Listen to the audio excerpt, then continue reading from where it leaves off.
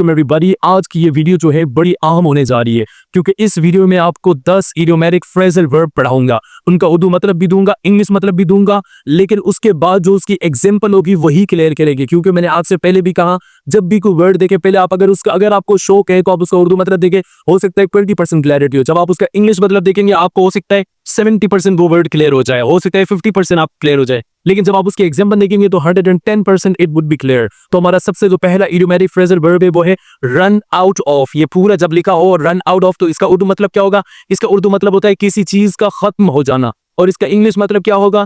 To have no more of something. ये इसका English मतलब हो गया, यानी किसी चीज का ना होना, किसी चीज का एंड हो जाना, किसी चीज का खत्म हो जाना। इसके एग्जांपल क्या है कि we ran out of milk this morning, यानी आज हमारा दूध खत्म हो गया। अक्सर आप बोलते हैं कि यार I am running out of vocabularies, मेरी वोकैबुलरीज खत्म हो रही है, यानी I have run out of vocabularies, मेरी वोकैबुलरी जो है एंड हो गई है, खत्म हो गई है, मुकम्मल हो गई है। इसी तरह अक्सर आप बोलते हैं कि my bike's petrol is going to run out of, यानी मेरी जो गाड़ी का पेट्रोल है वो खत्म होने जा रहा है या खत्म होने वाला है। तो आप इस वर्ड को इस तरह यूज कर सकते हैं। तो आपने देखा जिस तरह आपको एग्जाम्पल मिली आपको ये वर्ड क्लियर हुआ होगा।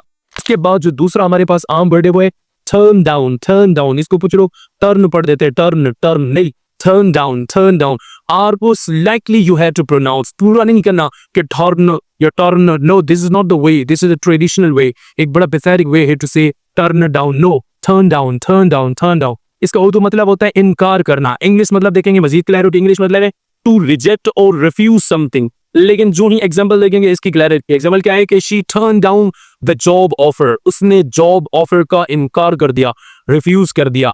आई वुड टर्न डाउन हर, मैं उसको इनकार कर दूंगा। तो इस तरीके से आप इसका सवाल कर सकते हैं। अब हमारे पास जो नेक्स्ट है वो बड़ा ही आम है, अक्सर आपके सामने आता है, लेकिन आप उसका उर्दू मतलब निकालते निकालते तकरीबन बूढ़े हो चुके हैं। ये जो वर्ड है ये है गेट अलोंग विद, बहुत ज्यादा यूज होता है बुक्स में, स्पीकिंग में। उर्दू मतलब आपसे नहीं निकलता। इसका उर्दू मतलब क्या होता है? किसी के साथ अच्छे ताल्लुकात रखना। इसका पहला तो उर्दू मतलब ये होगा। अब इसका इंग्लिश मतलब देख लेते हैं कि to have a good relationship with somebody.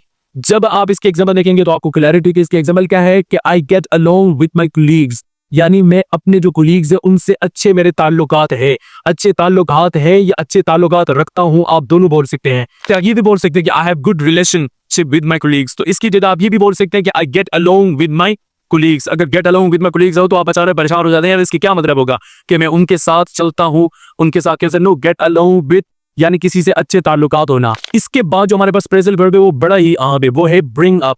Bring up का मतलब होता है परवरिश करना। एक वर्ड होता है परवरिश करना, एक होता है पालना। पालना ये होता है कि खाते पिलाते हैं, किसी को खिला देते हैं, कुछ पिला देते हैं, बस ये है पालना। इसकी इंग्लिश होती है raise, like you are raising someone. एक होता है परवरिश करना, फिर उसकी परवरिश में सारी चीजें, तरबियत, सब कुछ उसमें आ ही जाता है। तो इसका इंग्लिश मतलब देखेंगे तो आपको क्लैरिटी। इंग्लिश मतलब क्या है? टू रेज ए चाइल्ड, यानी किसी बच्चे को पालना और साथ उसकी परवरिश करना। जब आप इसके एग्जांपल देखेंगे तो आपको इससे क्लैरिटी। इसके एग्जांपल क्या है कि she was brought up in A small town, यानी वो छोटे से कस्बे में उसकी परवरिश की गई थी। ये she was brought up passive voice के सेंटेंस है। जब भी वॉज वर्ड के बाद वर्ड थर्ड फॉर्म में हो अक्सर सेंटेंस पैसिव वॉइस का ही होता है। तो उसके छोटे से गांव में उसकी परवरिश की गई थी। अक्सर आपने एक वर्ड सुना होगा अपब्रिंगिंग। अपब्रिंगिंग का मतलब होता है परवरिश, ब्रिंग अप होता है परवरिश करना।